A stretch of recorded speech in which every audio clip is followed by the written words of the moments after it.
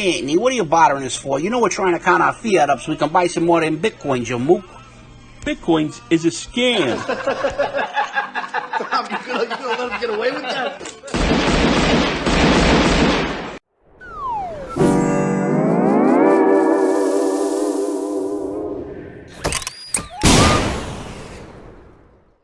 Oh, do we have topics, or are we just rolling, man? There's some stuff I wanted to talk to y'all about. Okay. One, I just watched your video, so let's hit on that. And this gun show coin you're talking about. Yeah. I think it's cool. And when you started talking about it, I started thinking in my head about the need for it. And I think Ken, which by the way, I was talking to my son about the stream, told him I had you on. He was like, "Oh, I wrote it down, the Ben Bosak interview." Like, Ben Bosak. but then I thought about it, and I was like, the Ben Ken. So it's Ben Ken. There you go, Ben and Ken interview. Ben Ken sounds like a character from Mortal Kombat, man. Actually, yeah, it does, like a Tekken character for sure. Yeah, I was thinking Tekken, but I didn't want to use that reference because I didn't think people would get it. Probably not. But with the gun coin, you made all these points about privacy and not being trackable, which that's cool. And Ken can attest to this.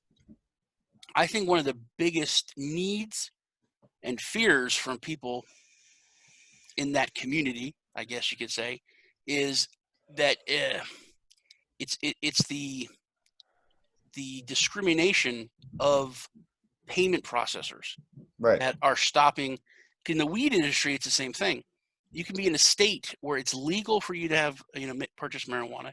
You can go into a dispensary, and they're not allowed to accept payment, number one, but they're not allowed to deposit their own money that they've earned legally into a bank.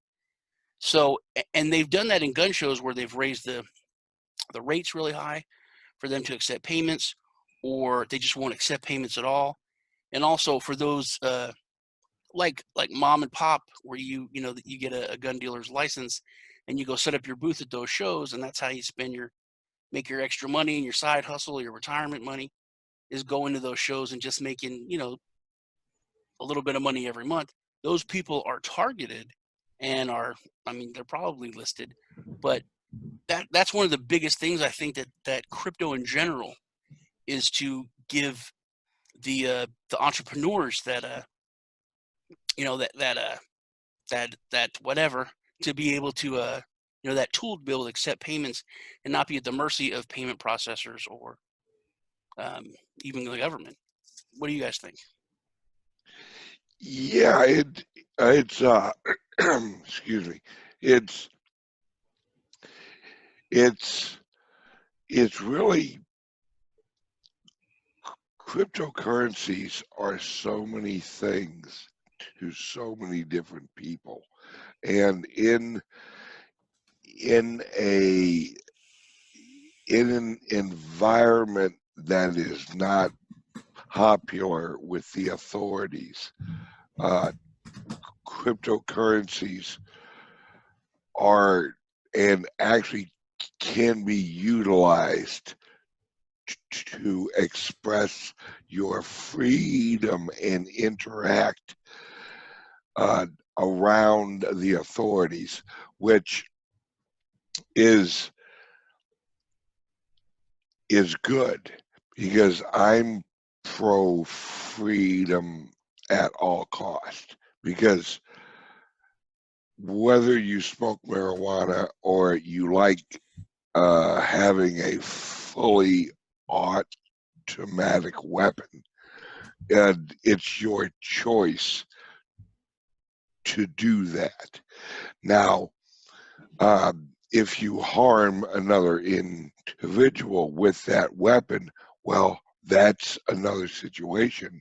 But 99.99999% of people who own weapons are good, honest, people that aren't out there shooting up places. It isn't a problem with the gun. It's a problem with the individual, which will always happen. And I hate whenever I hear people go, oh, there was a shooting. We need legislation against everybody. That is so anti-human to me, because it's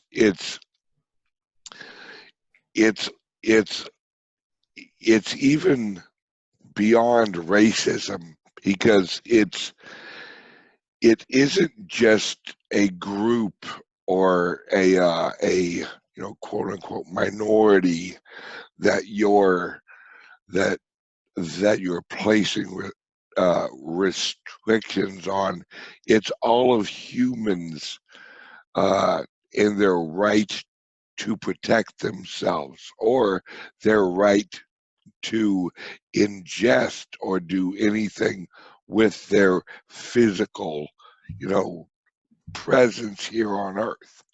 And I hate that. I hate the idea that anybody can control a person at any level,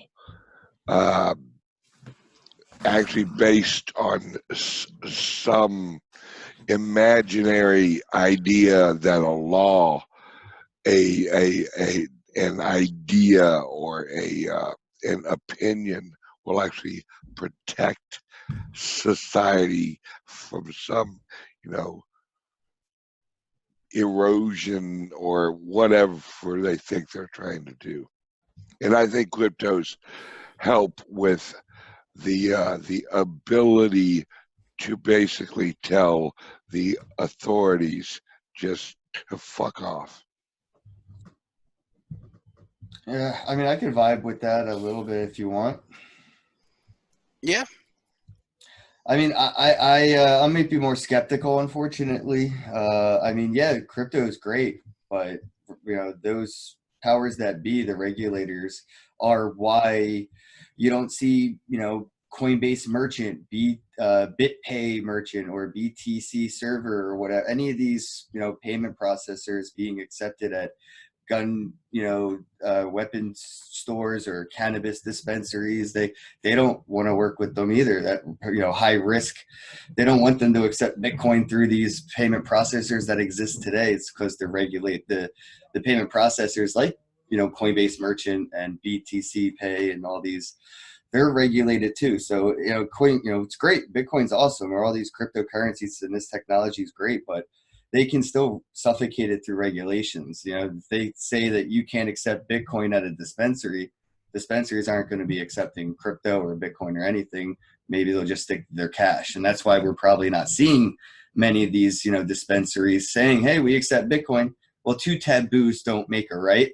They're not trying to, piss on anybody's shoes while they're already just starting to get their foot in the door. They just got these dispensaries, started getting recreational cannabis, just started getting regulators on their side very recently to be testing those hot waters of crypto.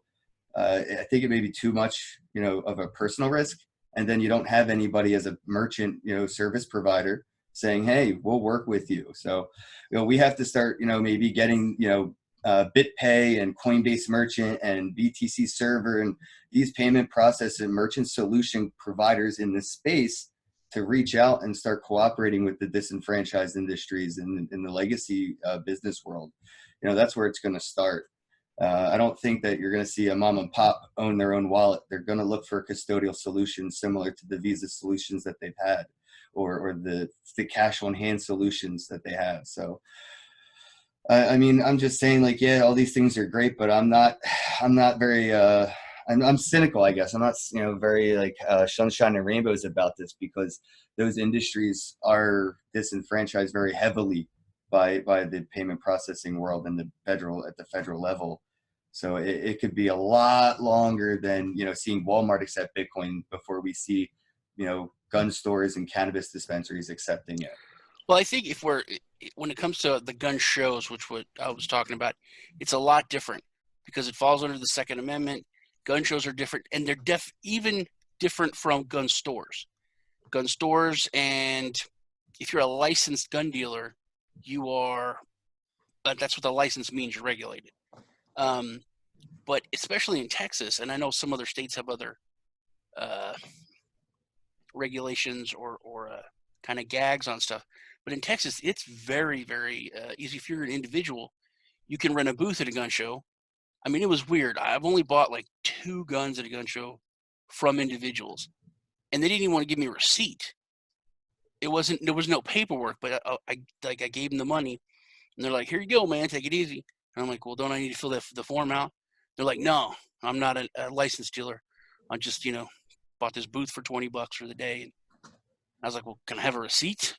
I want a receipt for it, just to prove that. I mean, if you killed someone and it was tied to the gun, I want a receipt that I bought the gun, at least."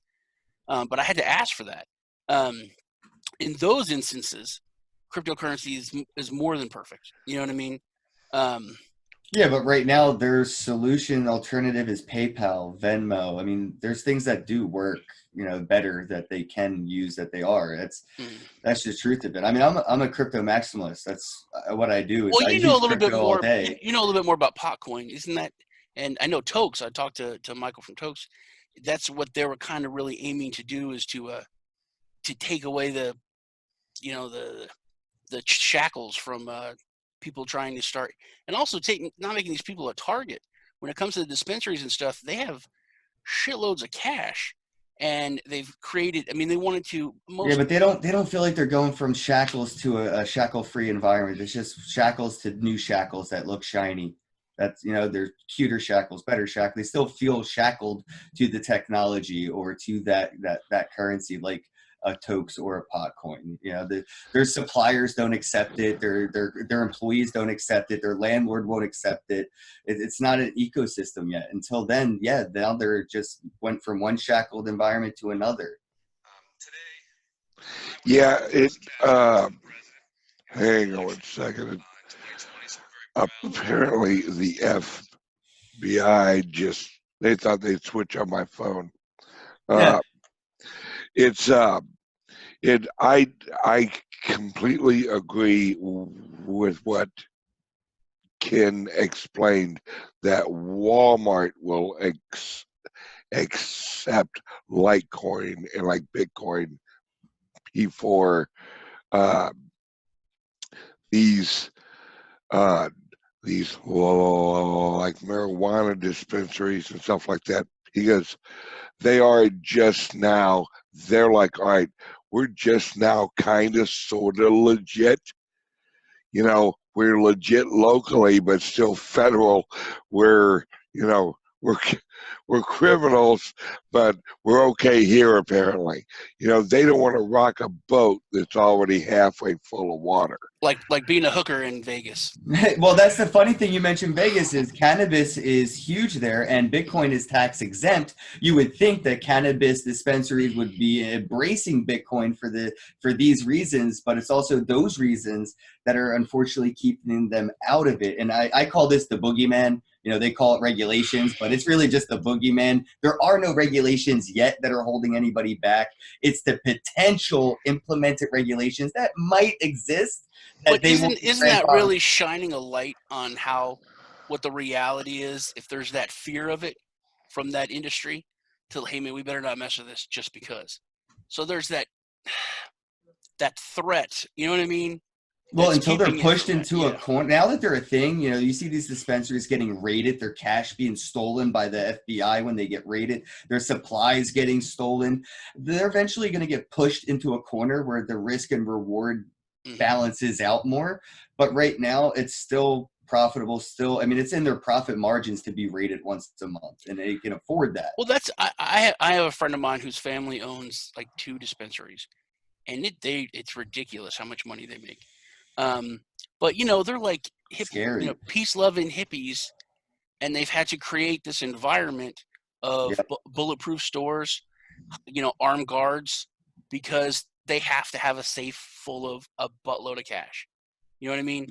And they're just a massive target. Well, that's what regulations are building, mini cartels. That's what your friend is unfortunately forced into doing. They're building their independent cartels that protect them from the government.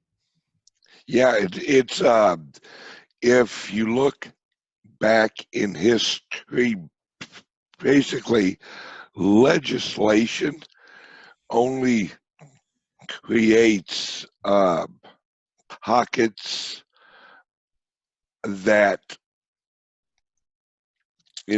evolve in or lead to crimes against the people doing whatever's illegal or slightly illegal or whatever. Because when we had prohibition against alcohol, and then all of a sudden they started easing up on it, and they wanted to locally regulate it in like local areas. You had areas that had a ton of money, and that's what led to and evolved out the actual like mafia. That's why they grew so strong from like 1920s 100%. and 1930s into the 1950s, where they led Chicago. Well, that was the roots of that was actually prohibition, and I think we're going to see that again happen, because It's wherever happening with crypto. Look at Brock Pearson, what he's doing in Puerto Rico, and other people are yeah, doing. As you see these Bitcoin cartels start to, gain value as the market goes up, man. We're going to see that. But I wanted to see what you think, Ben, of, there's still dry counties in the United States. And Oklahoma. I foresee dry crypto counties where you won't be able to use crypto anywhere because it's just, you're not allowed to spend it. You're not allowed to earn it. You're not allowed to accept it all within that county. There will be dry states or counties in the U.S. for a long time. The dry county thing's it's a good point, because I grew up in a dry county, but laws are only for certain people in the United States that I've learned. You know what I mean? Yeah. A ticket is an admission ticket, not a permission slip. Yeah, that you pay for after you do something, not before you do it. Like our county was dry, and then the county seat completely dry. We had blue laws where you couldn't shop on Sunday. When I was a little kid, when I first you weren't allowed. We also had that. On Sundays you could buy eggs, milk, bread, and that's it. Nothing else. You can't do anything. They were roped off. But anyway, the county seat completely dry. But there was this little town. It wasn't even a town. It was right before Fort Hood. It was called Fort Gates, and you could buy alcohol there for no reason other than it was right next to the county seat, where politicians could just go. It was literally it was almost a fake town. It was like maybe population 100 people. They didn't even have a sign. Yeah, but you could go there. It's literally a fucking trailer park. And and a big beer barn. But yeah. but and then in my town, like they could serve it in a restaurant, but you had to it was a club. You had to fill out a form to get a little card. You just at the restaurant, you're a member of the club, so you could buy beer and wine. And it changed, and it was you were allowed to buy beer and wine. Within a year, it's just gone. Now there's like 5 liquor stores. It sounds like medical cannabis to me, man. If I wanted to give somebody $300 and $100 every couple of months, I could be a member of a club that lets me, indulge in cannabis. Otherwise, I'm not allowed to. Those will happen, and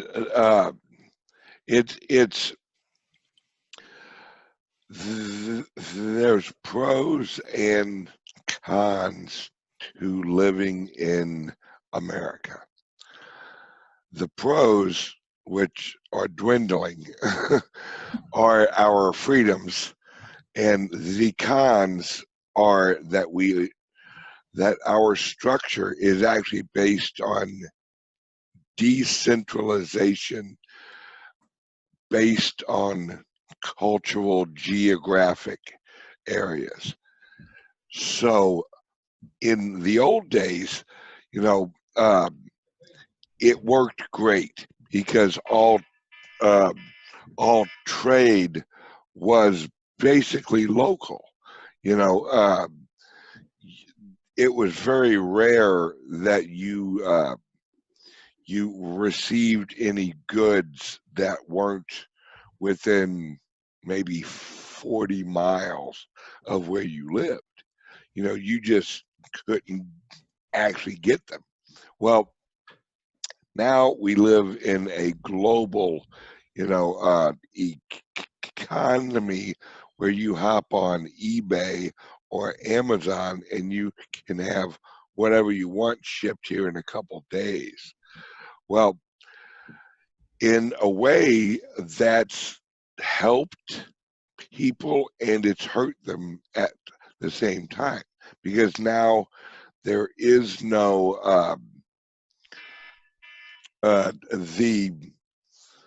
the cultural control at the local level is no longer really able to happen outside of the household, because now you're exposed to so many different cultures and so many different markets that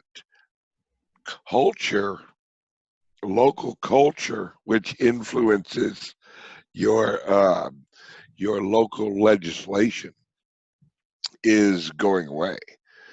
And we're in a really weird place right now. I think there's so much turmoil and so much they call it like cultural erosion, when really it's just multicultural exposure. You're seeing so much on social media that you look at what's going on over in China, and with half of it we're horrified, and the other half we're amazed. So it's I don't know how we move forward with local legislation and have it work. I don't know. You talk about it being in a weird place, and you just stick it on the marijuana thing. I think it's so. Can we call it cannabis? Marijuana is so racist. That's so it sounds racist. Mainstream propaganda. Do you say any other Spanish word in that sentence? Did you say any other Spanish words in that sentence? Because the English word for it's cannabis. Really? Okay. First off, it's not a race, so it can't be racist. But no, the way the mainstream. All right. I'm telling you, people know what I'm talking about. I'll call it cannabis because you said I've never heard that. Wait, what's the other word? Pot. No, he was saying marijuana, but that's what the mainstream used to sort of paint in the Super Bowl and demonize cannabis. In the Super Bowl, CBS I didn't banned, know that was. I didn't either. That wasn't English. I didn't either. I thought that's what it was called. Yeah. Marijuana we are dumb as shit when it comes to marijuana or cannabis. You are the cannabis expert. But during the Super Bowl, CBS banned this ad, which is like, I know, I paid heard. for, and it was a medical marijuana is what it said, cannabis ad, and it was powerful. I mean, it was a kid having a seizure, and it's not an actor. It was a kid having a seizure. I've seen medical that marijuana, and it's for the first time in his life the seizure stopped. Yep. And they said, no, we're not going to have that. No, we're not going to allow that on TV. And then they slammed booze ads down your throat. Yeah. So talk about a weird place. You know what I mean? It's. Yeah, but who do you think was behind censoring and silencing that, right? There's so many industries being disrupted by cannabis. There was probably 50 lobbyists willing to pay to make sure that the money that was spent going to the ad wasn't as much as it was going to block it. But how can you see? Philip Morris alone has every reason to block it. But how can anyone not see that now? Like, well, is it censorship though? Because that's like the NFL's platform. That's Fox's platform. That's not like the public park where you get to staple a flyer. That's not censorship if they choose not to. But it's so obvious now. I mean, like, I can understand 100 years ago, 50 years ago, when they were trying, the cotton industry and stuff like that was pushing that narrative, just but no one really knew that. It wasn't as bold as it is. I mean, there's just, you The can't biggest deny industry that. against cannabis was the lumber industry. They were the ones that were afraid the most, that spent the most money lobbying lumber, against. cotton, all it, because hemp, like, would And they're still doing so it. much. And now you have the pharmaceutical industry that's looking at what CBD. I mean, I was in the airport, and they sell CBD in an airport. My mind was blown away, like completely. I was in like a culture shock. I was like shocked culturally seeing this product in this environment. I didn't know where I was for a split second. You know, it was still that early to it, but I mean, I wasn't surprised that it didn't happen. Me and my family were watching, and I told them, I'm like, there's going to be a cannabis ad. They're probably going to save it for last because, you know, the kids are going to bed and whatever excuse they might have, you know, they're probably going to play it for last. And I wasn't surprised when we didn't see it and found out that it was censored and shut down. But what can we do? Oh man, I am so torn right now, and I'm struggling between freedom of information and freedom of ownership of your own platform. You know, it's is it okay if YouTube censors people of a certain political or economic or even like cryptocurrency view if they don't agree with it? And yet now YouTube's different because YouTube was actually funded by the federal government. So there's a hole there that any monies received from the federal government would be legally covered by the Constitution. Yeah, but see, you can't post porn on YouTube. But is that censorship? I think so, yeah. I don't know. If you come into my business and you spark a cigarette and we have a no smoking sign up, it's not so much censorship in my opinion. There's But difference between like age restriction and stuff like that. And I know you're talking about the culture shock because when the law passed and I saw people walking out of like 7-Eleven with beer, it was like I couldn't understand that environment and that, you know what I mean? Yep. Yeah, going in the grocery store and seeing the beer and wine aisle still freaks me out. It's so weird how we're in a struggle of freedoms. You know, it's which freedom is more important, the individual freedom of ownership of the platform, or the platform is so popular that it is now viewed as like town square. It's just a really big fucking town square. One man's freedom is another man's prison, Ben. Like right now I'm dealing with the ban on these vape pens. There's no more flavored vape pens. They only have like menthol and regular like flavor. Yeah. But I can go and buy fucking bubblegum and cotton candy flavored vodka right now. But I can't buy blueberry menthol tobacco vape pens because of the kids. We got to save the kids. So everybody fought for their freedom to protect their kids from advertisements of, and you know, the flavored, you know, vape juices. And now my freedom to have a flavored vape juice is a fucking prison of somebody else's freedoms to not have it. Yeah, but the not have it isn't a freedom. You know, it's your choosing not to perform an action is not a freedom that should infringe on a person who wants to perform that action. You know, this is why my libertarianism is leaning more towards anarchy-ish. Because I was waiting for it. Yeah, I know what you mean, man. I'm the same way. I'd rather have no laws than one law that restricts one man's freedom. Yep. Well, I think there's a difference between freedom and then responsibility. I mean, the law is there. The kids aren't allowed to buy that. But if the companies were intentionally focused on getting kids to buy that, then they're literally focused on getting kids to break the law. That's a different thing. Well, this isn't even just hurting kids, man. Like, I got KYC'd for this. I just wanted a fucking vape pen, bro, and they KYC'd me. I was like, my beard isn't proof enough that I am over 18 years old. No, sir, we need a proof of ID. And then my brother tried to go and get it. His ID's expired. So then our stepdad went in to go and get it. And they were like, sorry, third-party transaction. We know you're not buying it for yourself. 2 other people just came in asking for it. We couldn't. So they censored the hell out of adults. Like, even what if I was homeless, living in a shelter, panhandling for money, walked into a store to buy a vape pen that I can now buy because there ain't no vape flavored ones. I just want the one I can. And then they hit me with KYC at the register. This is going to happen with crypto. You want to spend your Bitcoin at Starbucks?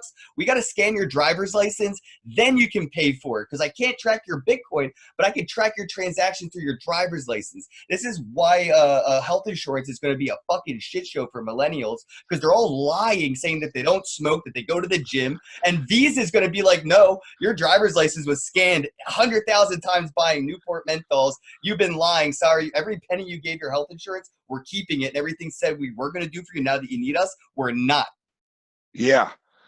I don't understand the whole expired driver's license thing. I don't understand ID. I don't understand identification. It's Nazi, Nazi mentality. It's Nazi mentality that it disgusts me that people are like, well, just get your driver's. It's only $35. I'm not going to go get this fucking basically a tattoo that I have to wear on my arm, but in my pocket at all times. But that's the thing. Yeah. You paid for it. You've done it. You have it. And they're like, oh, I'm not going to accept that because it's not valid. What do you mean it's not valid? I did everything. Is this proof that I am who I am? It was yesterday. But the whole thing is, it's but KYC. Today it's not. It's KYC. You want to know that I am who I say I am. That is still there. Proof. I am right there with Ken, because what we've allowed these controllers, these administrators to do is create a structure of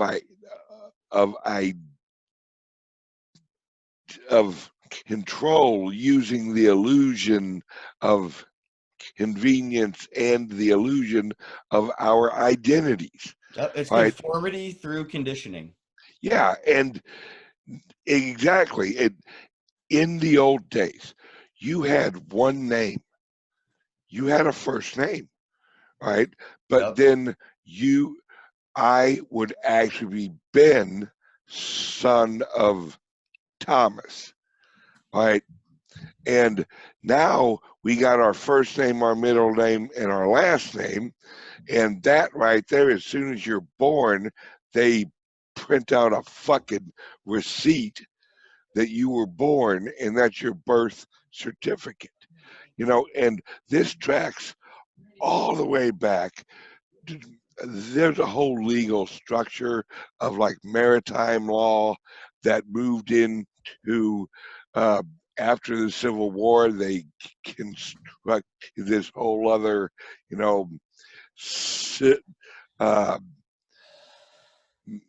and God, it's so structured, and people have bought into this bullshit so much. It just annoys the fuck out of me.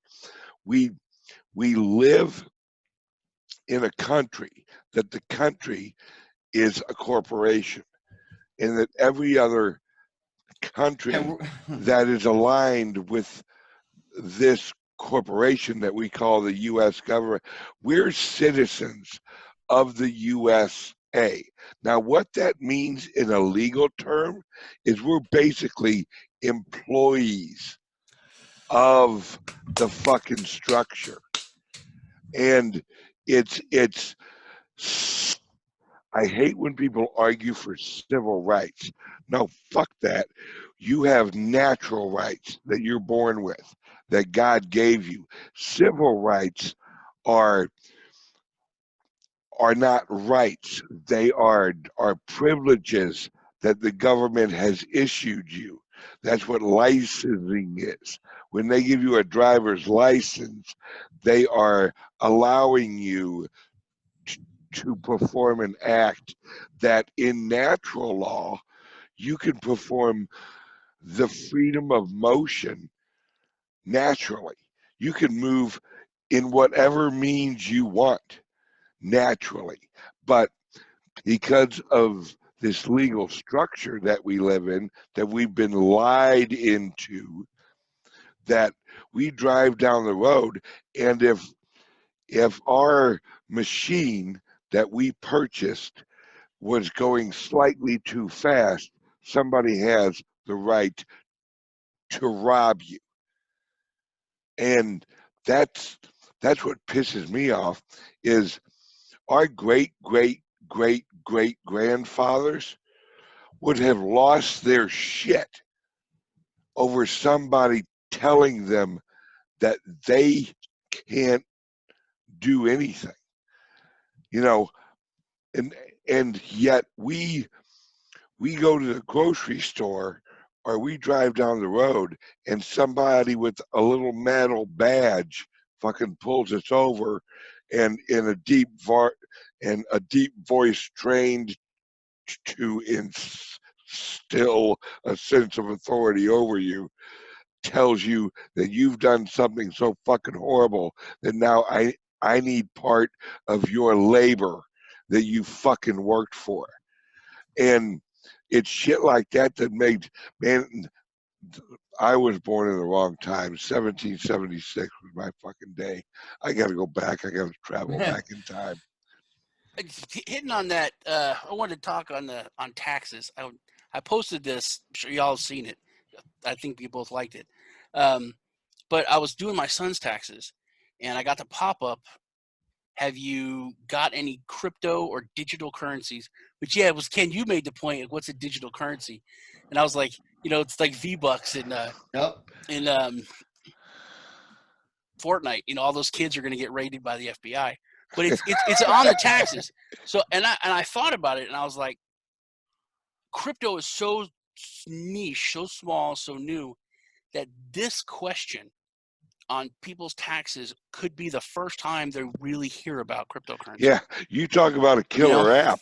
That may be the killer app. But then I also thought that with the lied to and all that kind of stuff y'all were talking about, this brings more legitimacy to cryptocurrency in the United States than anything we've done, because the IRS talked about it, and these people see it on their tax forms. Oh, you know what? But is anything that IRS or the tax man says to you something that you take with sugar or salt? This is probably going to be a deterrent, right? I can tell you with friends of mine. I don't know, man. The IRS asking people about this is be like, well, I don't need any more problems doing this next year. Maybe I should avoid this shit. But see, because people, to me, they're like, oh, it's a Ponzi scheme. Do you know what a Ponzi scheme is? Bitcoin's a Ponzi scheme. How is it? Then get in the argument. But this, when they see it, they're like, oh, people made money so much that they have to pay taxes on it. Maybe Sean's not stupid. Maybe it's not as bad. And that's why we're in the situation. I mean, we can talk about it and like, oh, people aren't like us, man. They really aren't.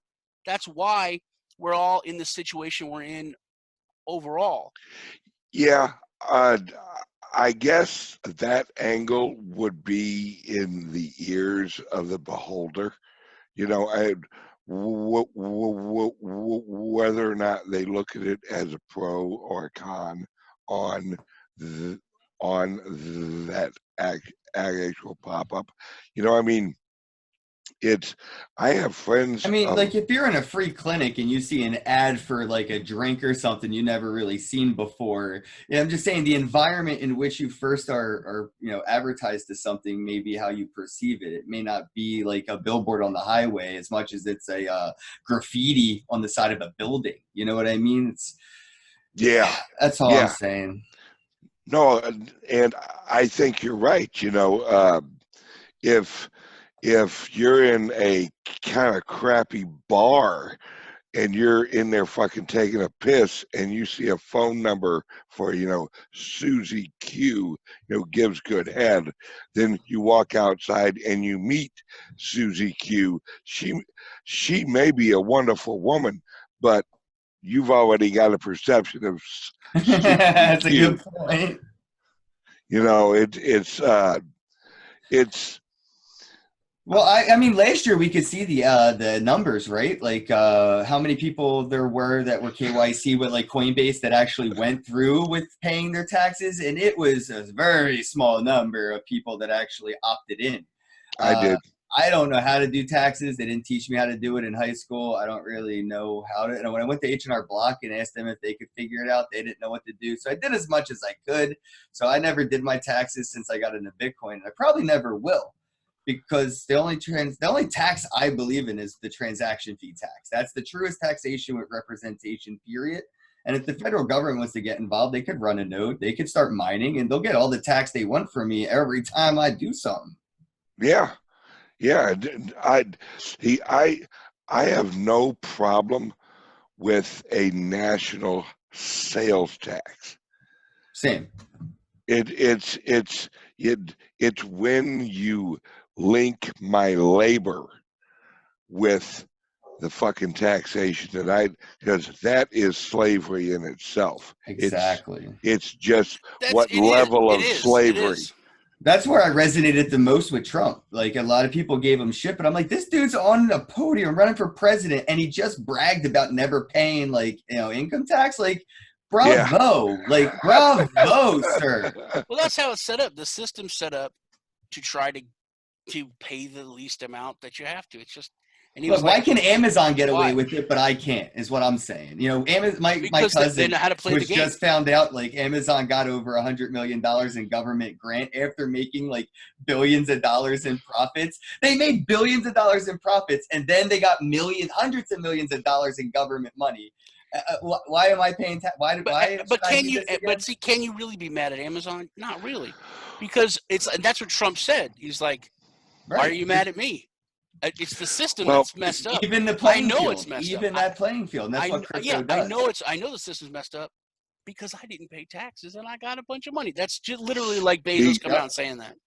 This right here is it. Taxes are a sham for number one reason. All right. Taxes would be legitimate if we were actually based off of a currency like Bitcoin. Facts. Because then it could not be generated with a printing press. Right? They don't give a fuck about our taxes. It isn't like if we don't pay, they're not gonna just create more money. That's what our national debt is. Our national debt is money they spent because we wouldn't say yes to higher taxes. That's the only. Yeah, we wouldn't fit the bill, so they printed more money. Right. That they didn't have. Right. It's all a system of control. Do you really think that the people at the Federal Reserve give a shit about the money? Do you really think that really, really wealthy people are still in it for the money? No. These are the people that make the money. They print it. They literally own the fucking building that the money's printed. It isn't the money. It's the control that the citizens, the people, apply to the currency. If we didn't value dollars, they'd have no value. And our problem is that we value a fucking piece of paper that the only difference between this one, which is a 10, and this one, which is a 5, exactly, is the ink on it. It's an illusion. It's a shared illusion. It's not even the ink. It's the position of the ink. If you really get down to it, it's the picture. It's the picture, and we've been indoctrinated and trained like a bunch of monkeys to value these little pieces Well, of that's paper. why they put in God We Trust. They ingrained it to be a religion to a point to where if you go against it, it feels unnatural. And it's almost a discredit to your heritage to believe otherwise, that this doesn't have value, because this is what your mother and father and their mother and father and their mother and father have passed down, this belief, this religious belief of a value based in this thing that if you no longer value it, that means that they were all wrong, that and that's hard. That is a shock to your genetic core values. You're almost to a DNA point of who we are, is what money has become because of the way they manipulated us into it, and in such a religious way. They used the ideologies of religion and applied it to currency and indoctrinated us into the house of US fiat dollars, and they spread it like gospel around the whole world with the SWIFT protocol and US dollar, and if you didn't accept it, what did they do? Burned you down like Boom. the witch hunt, bro. Look at Gaddafi, look at Saddam, look at Osama bin Laden, bro. All they wanted was gold for fucking oil. And people don't know that, dude. People don't know that these people were our friends. Iraq was our buddy. Libya was our buddy. Iran was our buddy. And as soon as they said, everyone's like, it's about oil. It's like, no, man. These countries said, you know what? We're doing pretty good. We got a lot of gold. We got a lot of oil. We want to make our currency backed by our own stuff. Literally within 3 weeks, when it came to Libya, we were like, oh, these guys are bad. And they're enemies, and we're bombing them. Yeah, we got to drop some freedom on them. Always about our currency. It's always about our currency. It's always about dollar hegemony. And Ben was talking about control. One thing that nobody really talks about when it comes to Brexit, and then the Prime Minister said it after it passed. One of the biggest things that we can do now, and he didn't say it, it was Galloway. We can print money. We can decide if we want to print money to help bolster an industry that we think is important.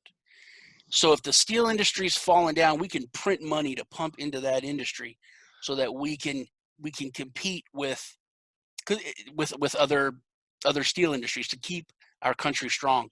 Which that's literally, he just laid it out. One of the biggest things is just so we can print money, which is just more control.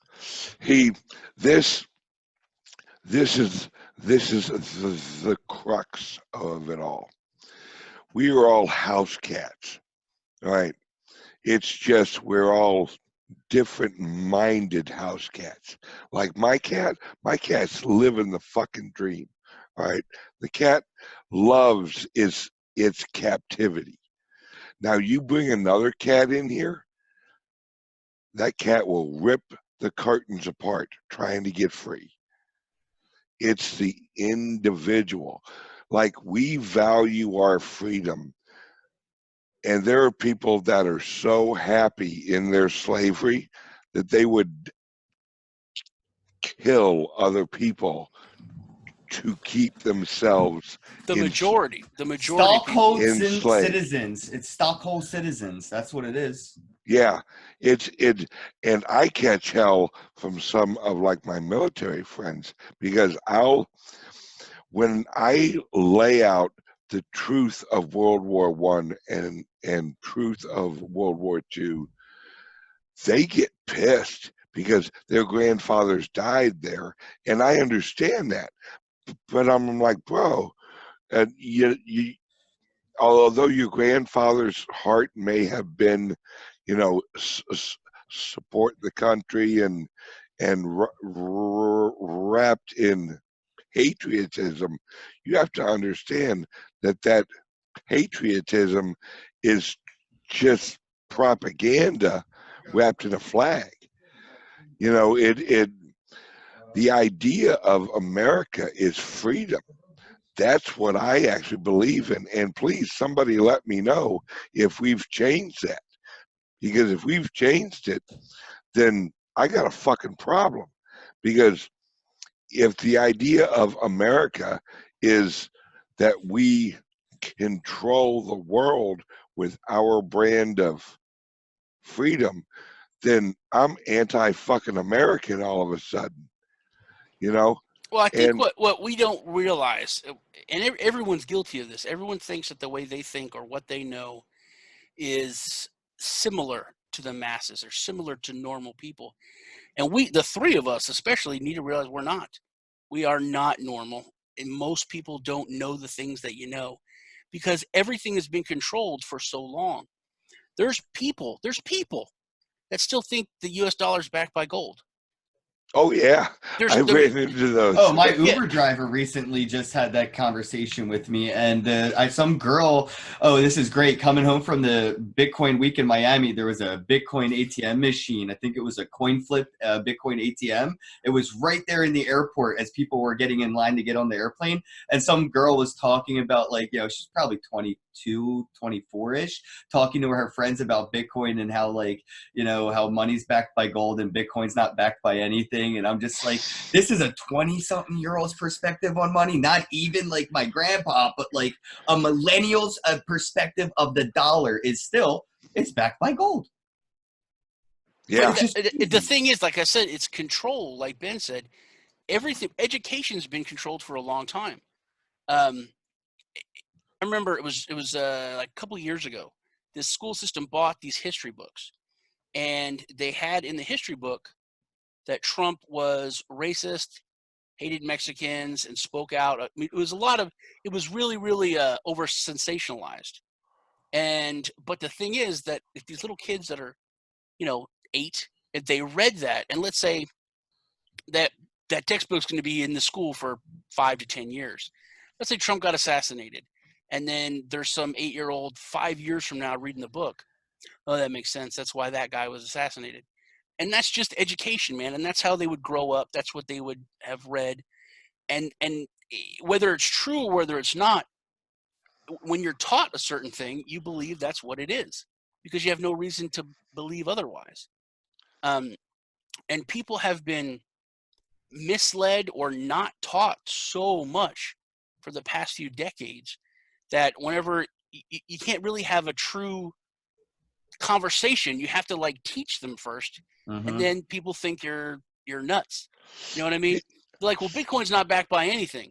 The US dollar's backed by gold, and you're like, do you know how much gold is really in Fort Knox? And you're right. As soon as you start to try to talk to people, you have to start educating in a conversation, and that is a turnoff to the average person. It is. Yeah. As soon as I start, it's a pompous way to start a conversation. It's arrogant. It turns people off to the information that you're even providing because they don't want to learn from you.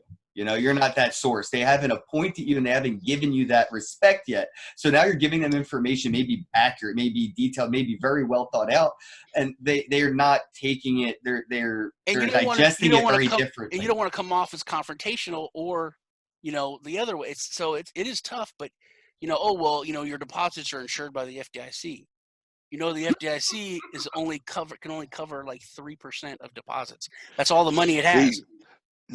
That right there, even us, even the libertarian, anarchist environment, he just said something that was absolutely untrue, but did not know that he was saying something untrue. The FDIC insurance will never run out of money, right? As long as the printing press exists, that no. You're relying on the idea that the rules will be applied no matter what. No matter what, hell or high water, the government shall not alter these rules. Until we're in trouble, let's start handing helicopter cash to everybody because our system's fucking going down. It's what's going on right now with the overnight repos. The overnight repos are reaching a level higher than the 2008 bailouts. We're almost $800 billion a night. All right, that's every 24 hours. this system is so fucked up, and the plumbing of the system, all that money's going to go, it's going to go around the middle class and up to the rich, because and nobody talks about that. I mean, the bailout every day. Nobody goes over that. This But is a key reason why they're not embracing crypto. They can embrace it. If everything fails, the FDIC doesn't have enough money to pay everyone. So if they print it up, like you said, then the value of everything goes down. It's that whole McAfee thing. No. Yeah, Bitcoin would be worth $1 million, but $1 million won't be worth what it's worth now. I completely disagree. We live in an environment of unlimited money, and I'll tell you why. Because we've accepted the idea of credit. Right? Credit, the existence of credit eliminates any ability for any currency to really take hold and hold the economy in a structured backing of any sorts. Because if I hold one fucking Bitcoin,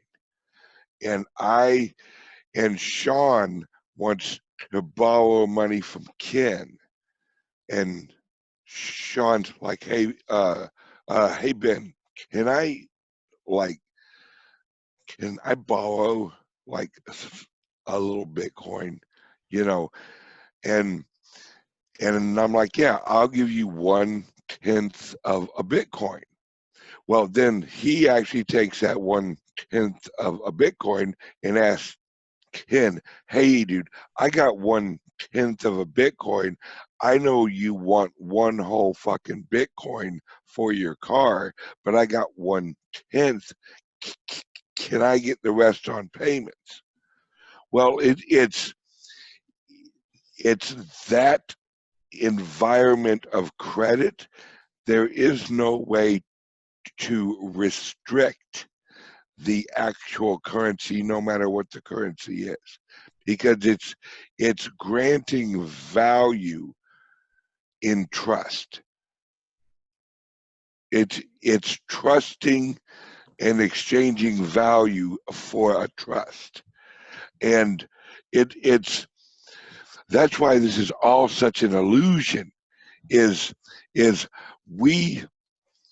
I don't care, and the government doesn't care either, how many of these they have to either physically print up or digitally print up or just write a fucking IOU on a piece of paper.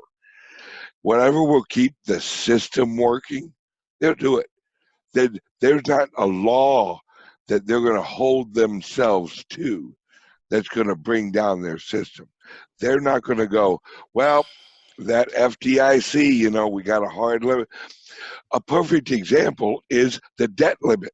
Every time we reach it, what do? Push it up. But that goes to what limit. I said. It screws everything up. Like if I did that and then I didn't pay, in the end, Ken's got his car back and my 1/10 of a Bitcoin. You don't have anything, and I don't have a way to get to work or make any money because I don't have a car. But what if I actually print up Bitcoin? That's the thing. If you keep printing it up, like if the FDIC did that, it goes down in value. That's why people are like, "Oh, we want a $15. We want a $15 minimum wage. We want a $15 minimum wage. I can't afford to live." Because the dollar is worth less, your money just buys less. If you get more money, it's just going to go down again. If you had gold, if you looked at like Ford used to pay 50 ounces of gold a year to a line worker. If you look at what a line worker makes today in cash and how much that would be in gold, they're down 20 ounces a year. Yeah. But it's still all an illusion of value. Right? We have no idea how many dollars are out there in digital or physical representation. We have no clue at all. And yet people think we can get an accurate price of any type of commodity? No, it's why there's no real price in gold, because it's we have no idea how much gold is out there. Thank you. Now, this is what scares the shit out of them with Bitcoin, is that Bitcoin does have a provable. I can tell you right now, this second, how many Bitcoin exists. Now, the price of the Bitcoin, that is going to be determined against every other currency in the world and every other commodity in the world, actually based on the local need of whatever the commodity is. Yeah, wherever miners are paying rent. If they start accepting Bitcoin for rent, then we got Bitcoin paired to Bitcoin. But right now, those miners have to use fiat like USD or the yuan or yen or whatever. Yeah, that's why the government's worst fear is that the people do understand actual Bitcoin.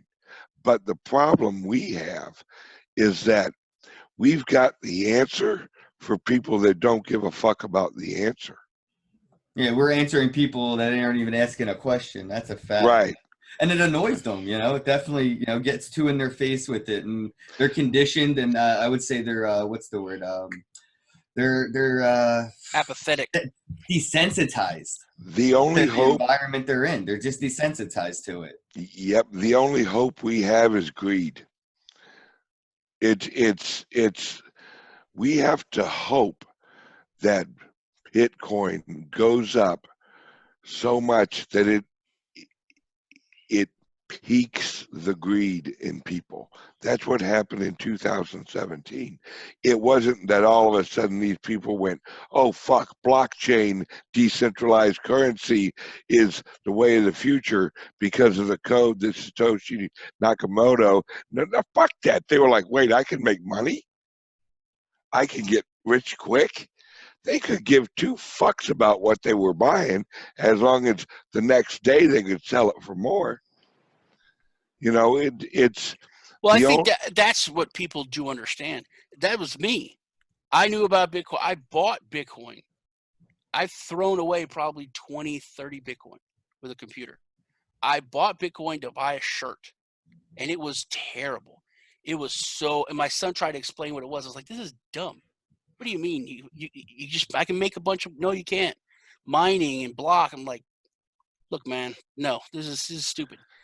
And then, but then when I saw, hey, I bought this, it was like a nickel, and now it's like $150, or it's like $800. I was like, I understand this as a financial advisor. I understand this, that I get, and that's what piqued the interest, and that's what got me in. And then once you understand, it's you can shop with it. It's a whole different. Then it opens your eyes to so much. You can't, but that's the thing. You can't understand how cryptocurrency works without understanding how currency itself works. No, it starts with TA and ends with FA, and that's why people stick around. They come in with the technical analysis. They start looking at it from that financial investor or trader mentality, and then they start to see that those charts don't really relate well to their charting, like from a stock market. What's behind it? They start to go into the fundamental analysis and start to dive into the tech. And that's when they get woke. That's because, it's inevitable. The interest, you give somebody $5, to set up a wallet. It's cool. They're going to stare at it. Maybe they'll check out it. Turns into $20. Now they're going to start reading a white paper, and it's just what happens.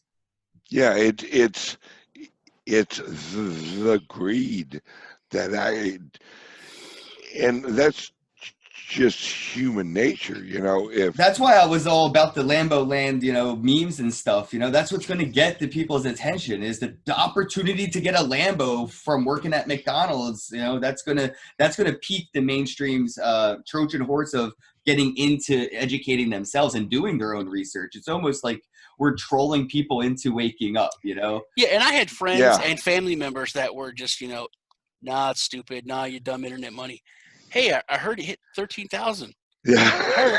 Hey, what's going on with that? Can you show me? Where'd you hear that? Was that on CNBC? Yeah. I wonder why they were talking about it. Can you show me again how to get this? And I was like, yeah, man, sure. But inside I'm like, you fucking dick. But all right. You know what? They're the same people that were asking me how to buy Ripple or XRP during that bull run. The family members and friends that all reached out and was like, I heard Bitcoin's up to 20,000. How do I buy XRP? What? I don't get it. Yeah. Yeah. Now, Ken, I do want to ask your opinion on something. Do you think we're reaching a point where we have established, I loosely use that word, the true cryptocurrencies like Bitcoin, Litecoin, what is a cryptocurrency? Now, with a project like the Divi project, I've caught hell from my Litecoin friends because they're like, dude, you're branching off from the tribe. What are you doing? That's a good analogy, man. That is a good analogy. And I'm like, dude, do you see what they're fucking building over here? This is cool as shit. This has got value. And you know what? I'll attest to this too. I'm so far out of tribalism in this space that I've actually started playing with Handcash and Twitch, and they use BSV. I started using the Ripple tip bot, remember, for like sending XRP to people on Twitter because it works. It's cool. Other projects have neat things, and people have to start learning how to embrace things that are working, that do something and are neat, not just vaporware, right? And I think it's more so like the maximalist, not just even ideology, but portfolio. Maybe, the Litecoin communities, very obviously hedged in one direction when it comes to their portfolio, not just their ideologies, what Litecoin aligns with, but their portfolio aligns with. And if anybody were to, center from that, I see that happen. And it happens with other communities all the time when, some prominent content creator starts to talk about one thing for a little bit and then highlight something that they just got on the peripheral. Like, this is amazing. What Divi's doing is amazing. And it's almost, it's nothing to even compete with Litecoin at all whatsoever, but it is for the investors. It is for the investors. When it comes to the technology, there's no competition. But for the investors and the day traders, the market cap, Ben, you're trying to divide market cap. You're trying to send your viewers to another market cap instead of our market cap. And that's where they have problems. And that's where I think it's toxic. It's toxic tribalism that is holding back mainstream adoption. That's exactly what the toxic and tribalism. And Ben got me into Divi, and like you said, Divi is doing great things, but Divi's doing things correctly. They're basic, and I just interviewed Nick, and I use the word. He's making it for dummies. That's that. Blah, you know blah how hard it was to shop on Amazon? It was like 50 clicks. Amazon made it one click. How many people fucking shop on Amazon now, bro? Yeah, Divi's doing that for every project that they work with. Everyone talks about that. They're like, oh, we're going to simplify it. But it's never simple. When you open the wallet, when you try to, even Coinbase is about as mainstream as you can get. And I'm like, hey, man, just open this Coinbase and I'll send you some money. They want me to do this. They want a picture of my driver's license, and forget about an exchange. When you get to the point where talking someone through it and they're like, they want me to take a selfie of myself holding a piece of paper with the name of this place on it. Are you kidding? Yeah. And you try to explain that. You can't explain that. They're like it's like they want a dick pic. I mean, what is next, man? You know what I mean? Every stage. And it's just like laid out to where, I mean, I installed the wallet, opened the wallet, and there was a mandatory update. And I have had lots of master nodes. Mandatory update means crazy shit that you have to be super technically advanced to do.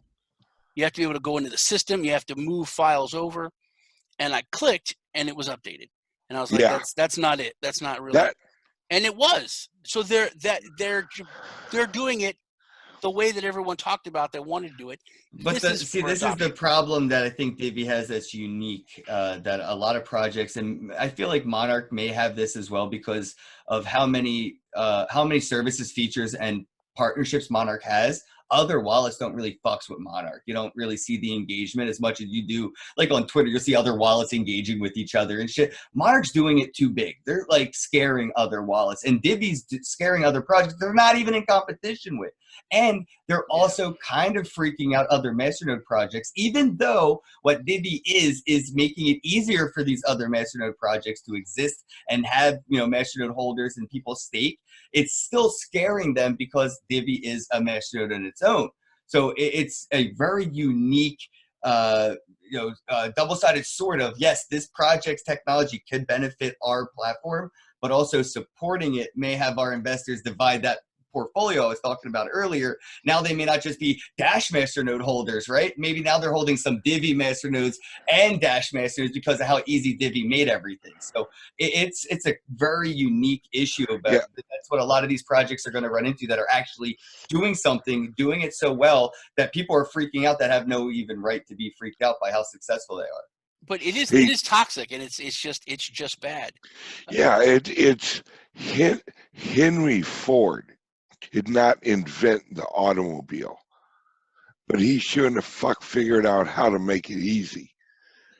And that's where everybody bitching about the Divi project, I ask them, do you want mainstream adoption? Well, yeah, then have a hot cup of shut the fuck up and let the guys at Divi keep working, you know, because that's what they're trying to do. They're trying to reach a point where everyone's like, when my grandparents can use this. I've walked elderly people through launching a Divi node. And at the end of it, they're like, all right, am I done? To call it launch is serious. That's funny. And I love that Ben used the analogy of like trying to get someone's grandparents to launch a Masternode. You know what's funny? When this is mainstream, I'll be the grandparents. We need to make this so easy. Our grandchildren can do this. We got to stop talking about grandma. She'll be dead. I'm sorry. Yeah. Rest in peace. I love you, grandma, but she'll be dead before this ever matters. We got to start saying we need to make this as easy that our grandkids can use it. Because that's who's really going to matter by the time like the mainstream fan gets hit by the crypto shit. And I think that's going to be easier than we think, because I've literally seen shit on like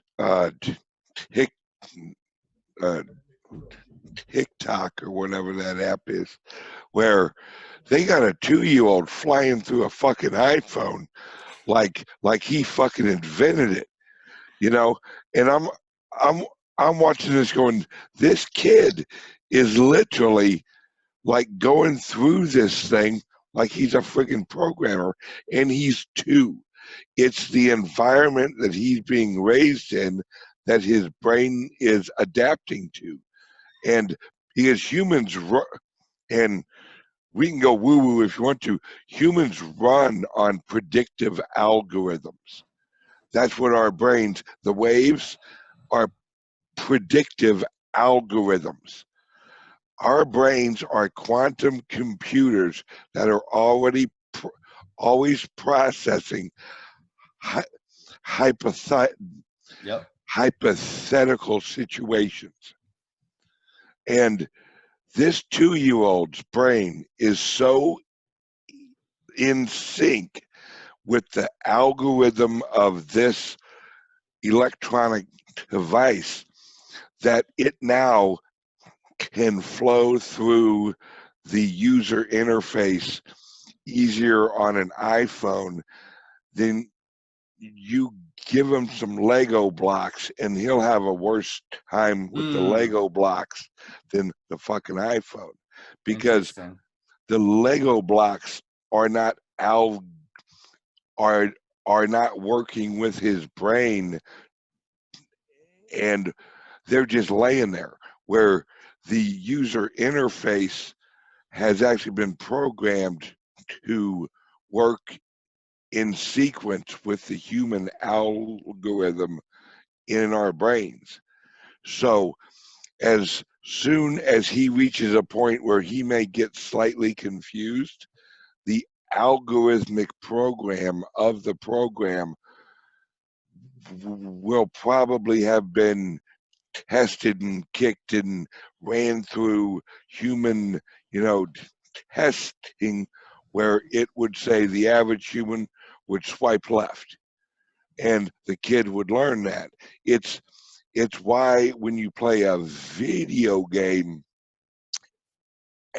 at first you suck, and then once you've played it enough, your brain actually learns the the the personality of the programming team and the muscle memory. No, I'm going deeper than that. The game has the human brain is so smart that it learns the programming characteristics of the team that wrote the program for the game. If you want to get deeper into the woo-woo stuff, bro, you're talking mass consciousness right here. Like, where you could drop a technology on an island, I think there's a really cool experiment done with like monkeys and coconuts, where they dropped coconuts on an island, and the monkeys, started eating them with sand on it. They learned over time to maybe wash them in the ocean before they opened them and ate them, and they dropped the coconuts on another island. And the monkeys kind of like instinctively knew maybe we should wash these before we eat them. And like, they didn't even go through the trial and error process. And that's what's happening with these technologies as we go forward, where it's so inert into our nature, into our DNA. When you pick up a device, you don't need a user manual, because it's not so much that we have learned to use it. It has learned how to be used by us. I'll even go deeper than that. If you look at everything in the universe, it's actually based on frequency of energy. I mean, us, we are made out of energy.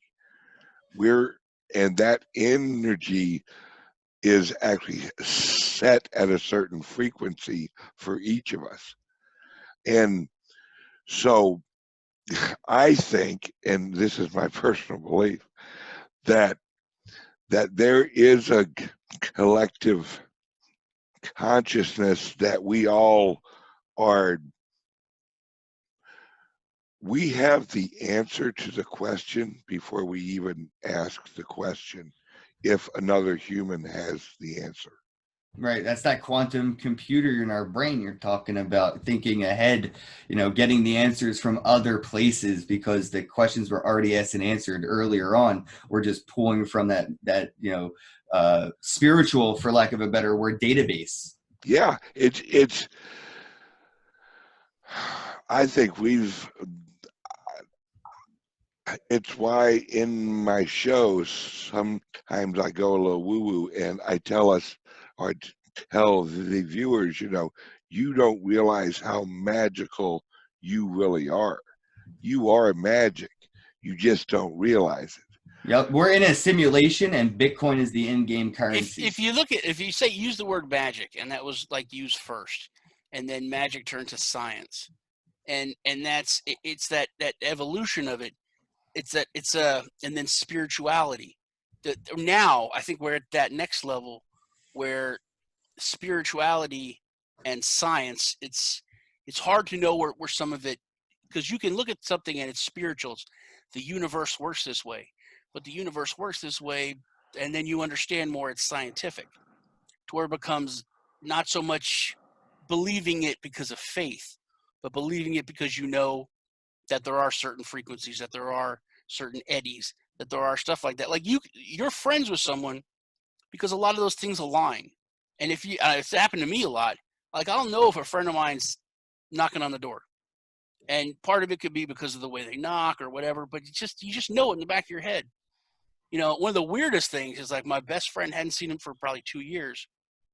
Like, I literally thought about him right away, and then the knock was on the door, and it was him. Didn't know he was coming by, nothing. And it was just weird. One of the weirdest things ever. But it's all because of that energy and all that stuff. I guarantee this has happened. Me and my wife will text each other at exactly the same time. It is, and hers will pop up and mine will pop up on hers. And I'll be like, fuck, dude, I was just texting you. You know, that right there proves that we're connected. We're all fucking connected. We are all this. We are all this with arms and legs. That's what we are. We are iPhones with arms and legs, and some of us like to corrupt our programming with a little bit of weed every once in a while. You know, That's so great. it's and another reason I say that we're magic is because we can create magical things out of thin air. Right? The iPhone. If you would show an iPhone to a person 100 years ago, they'd have burned you at the fucking stake. Yeah, they would. They'd have been like, you warlock motherfucker. Well, you fast forward 100 years, and all it is, this creation is a manipulation of energy. It's just we don't recognize it as that. Whoever invented this and all the technology in it, all they did was manipulate energy to create this. Because that's all we do is manipulate energy. Man, I think about how much evolution has been stifled through technological innovation. You know, like if we didn't have Bluetooth and Wi-Fi, like you're saying, like we are a physical representation of these phones. Like we do have a Wi-Fi chip or a Bluetooth chip or however you want to explain it. We receive and send these messages all the time. We unflex that tool because we've designed an external representation of what we had internally. Booyah, baby. See, this is why I love Ken. I swear to God. Dude, Ben, they got to get with us at a conference after party. Yes. We're at the bar. Like, they don't even know. I would hug you right now with you and that big, beautiful fucking beard of yours. All right. It's why, now I'm going to go into religion. It's why God put us here in a fucking, in a garden with no clothes.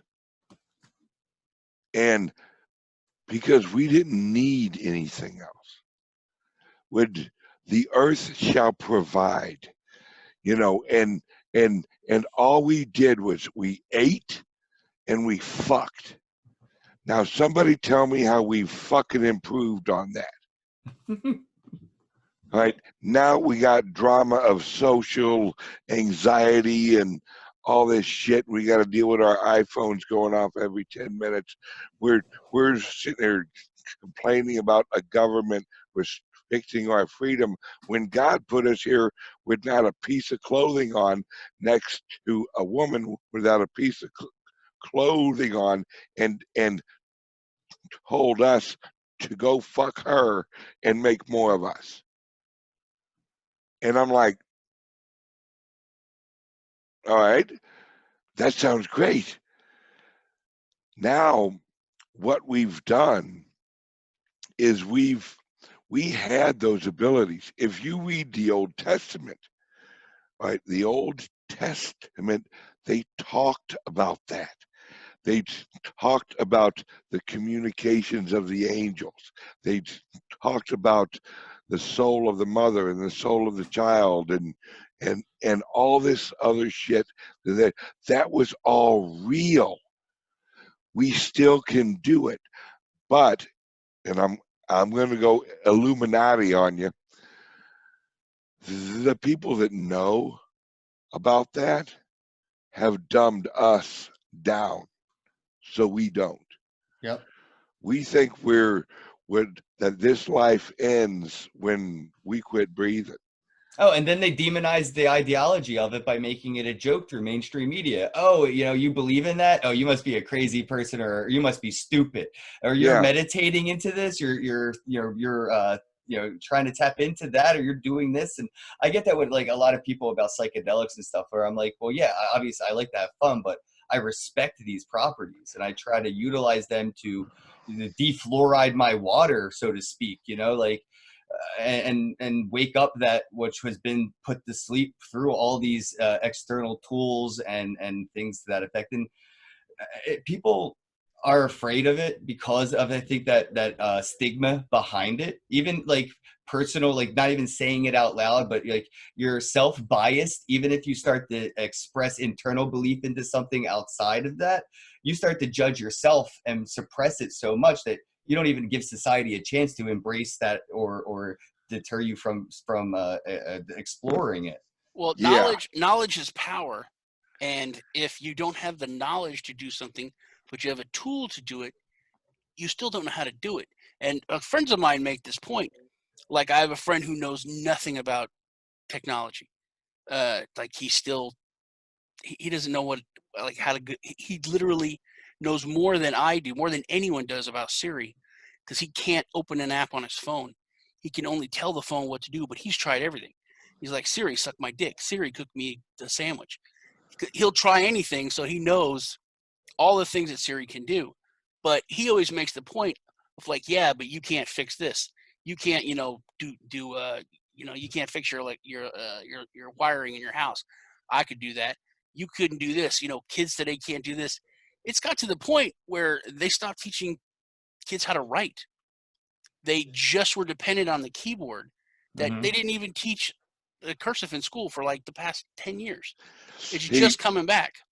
And that's going to be a weird cultural problem, having this language script make a comeback, right? There's going to be a decade of a generation that don't know how to read and write the same fucking language scripts. Yeah, read and write. That's the basic. When it comes to the basic thing is read and write. And how are they trying to do this now with the way that they're rewriting the way the language and with the math is taught?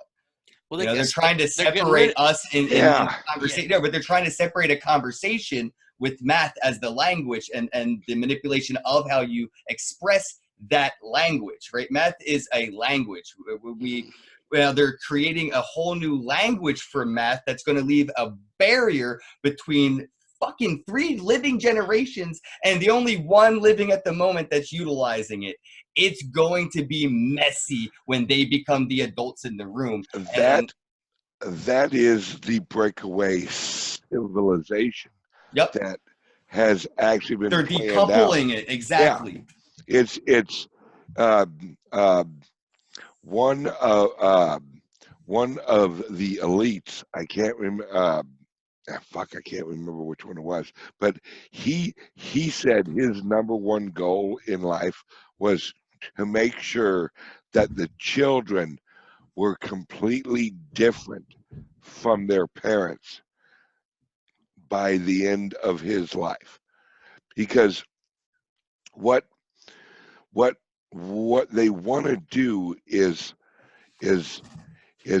they've got this whole planned out world, and it's technological, and it's fucking where handwriting's irrelevant, how writing's irrelevant.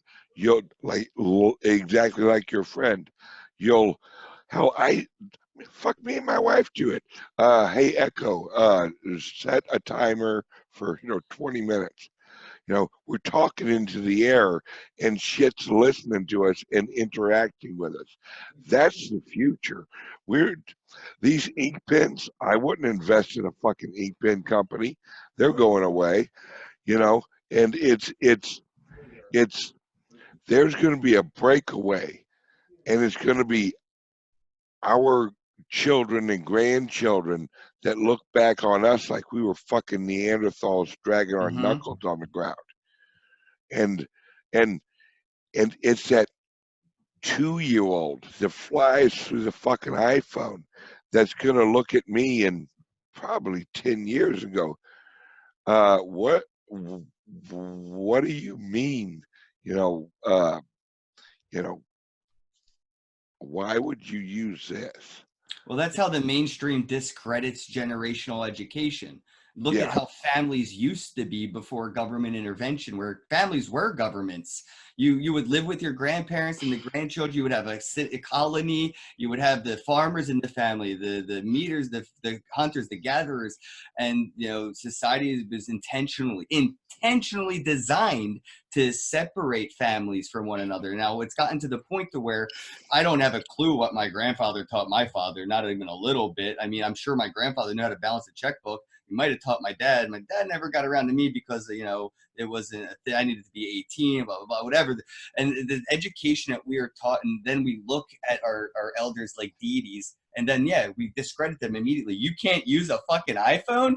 Well, everything you must say must be useless. You're not, none of the information you have can be utilized in my life's environment. And now all that education from the elders that's being passed down is discredited, burned onto the back burners until they're dead and gone. And all you're left with is, I need an electrician now because I can't fix the wires in my house. But hey, Siri, order me an electrician. I can do that. But I think that a lot of it's because of that responsibility. Like I said, the families gave up so much responsibility because they're lazy as shit. They're like, it used to be like, hey, families weren't always lazy, dude. I don't think it was laziness. No, they did. They gave it up because it used to be, hey, this kid did something terrible. What the fuck is wrong with your parents? Now it's like, this kid did something terrible. What the fuck's the government going to do about it? You know what I mean? Well, that responsibility's been taken away. It's like, I don't want to teach my kids about sex. You teach my kids about sex. I don't want to teach my kids about this. You do that. I don't want to stop my kids from smoking bubblegum vape shit. You stop everyone from smoking bubblegum vape shit. You know what I mean?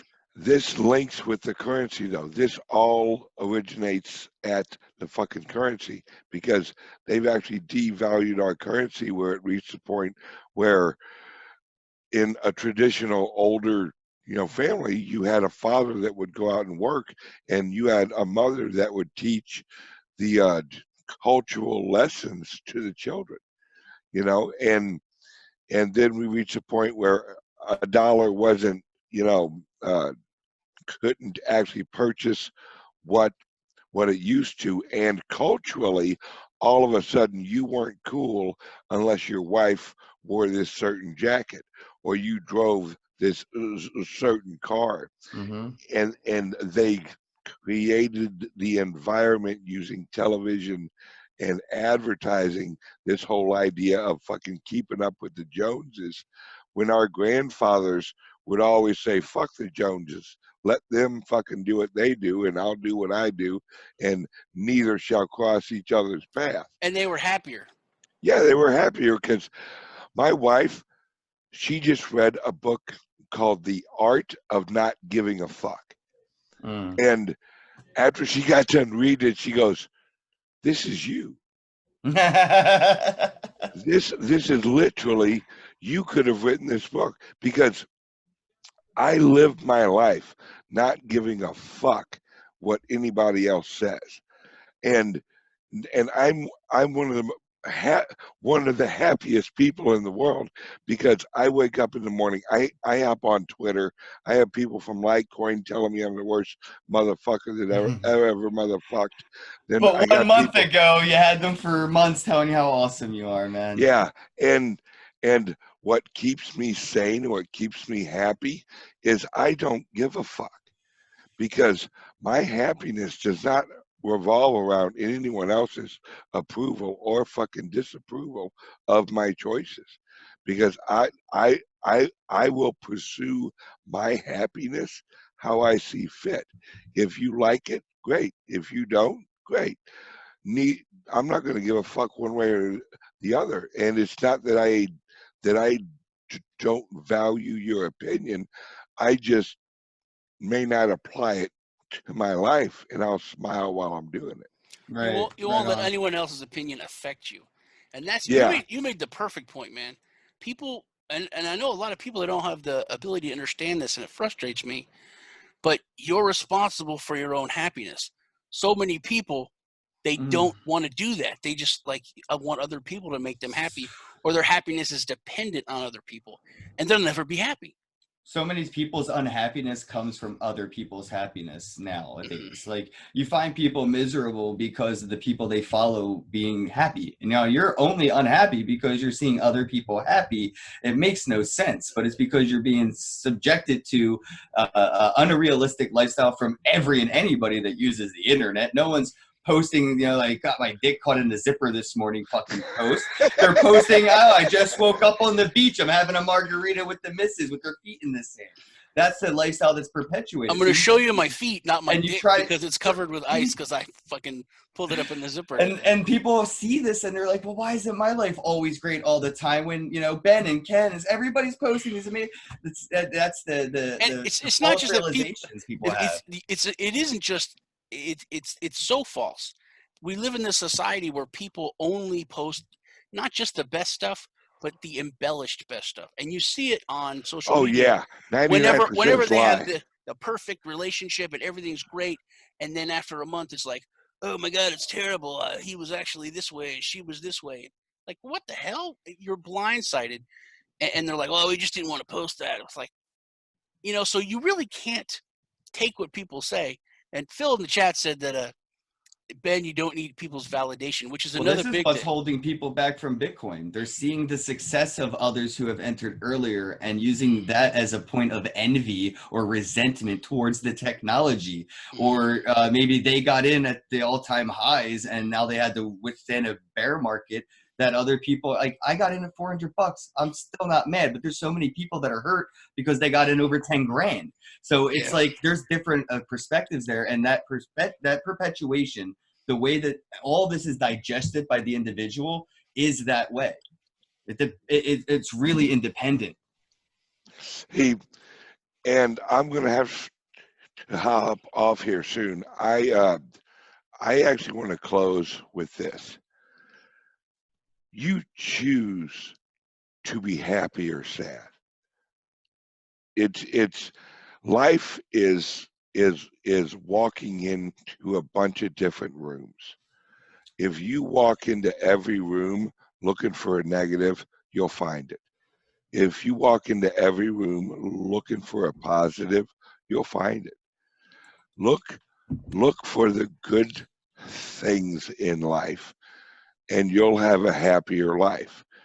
And don't let other people's expectations be yours. You set your own expectations.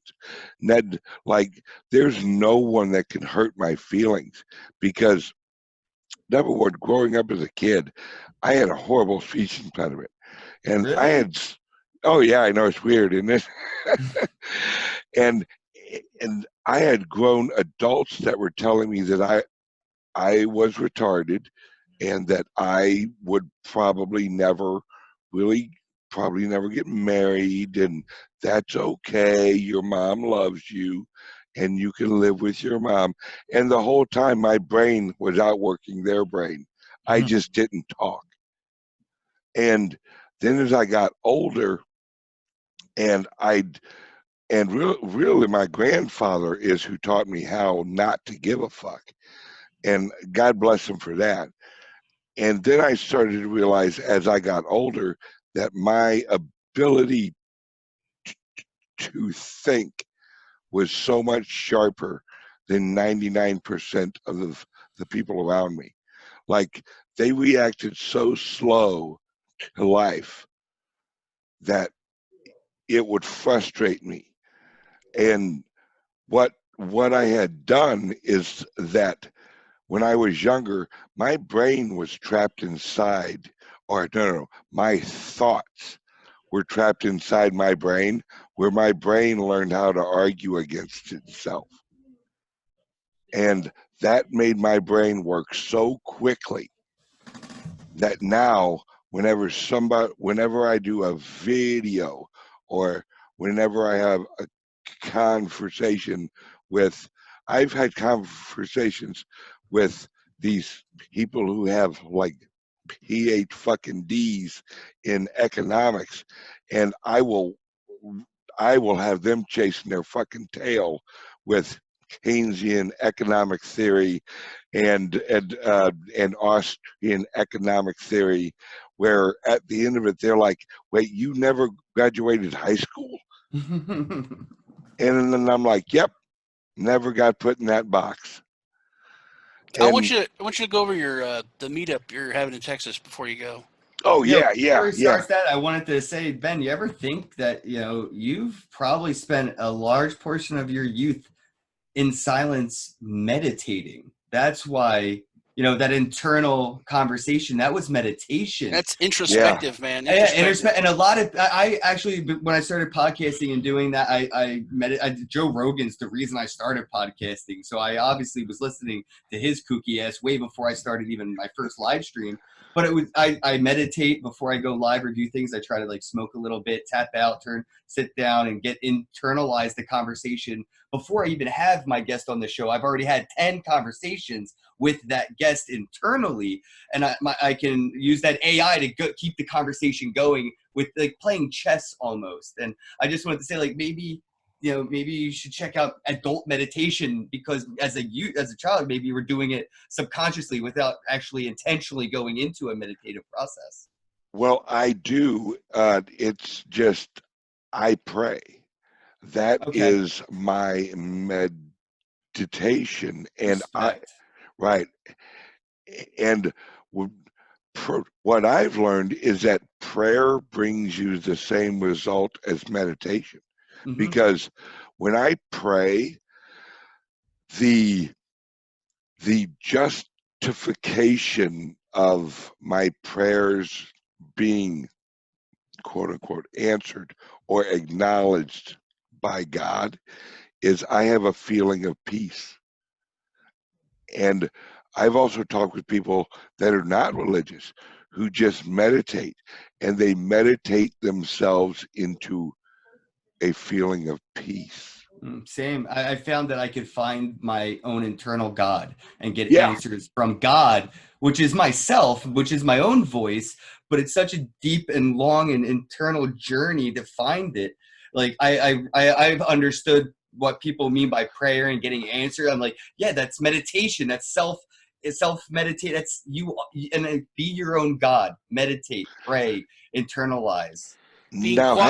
Being quiet enough to hear the voice. Yep. I have a different point of view.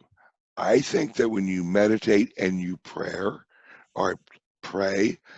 that you lower your own frequency enough to let the collective frequency communicate with you. Because we as individuals, we have our own frequencies going on.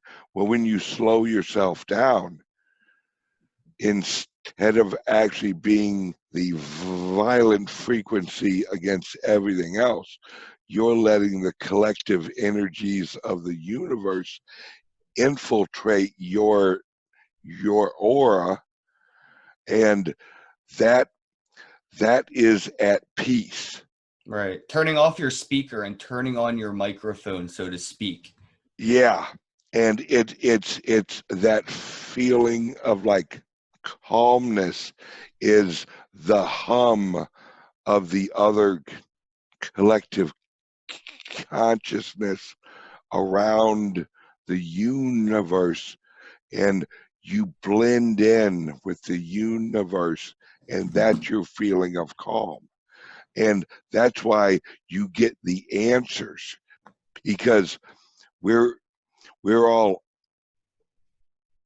adding information every day to the collective consciousness, where if you pray every day, maybe that's the upgrade every day, where somebody else out in the universe or out in the world fixed a bug in the world. And when you pray, is you actually downloading the latest information of your operating system.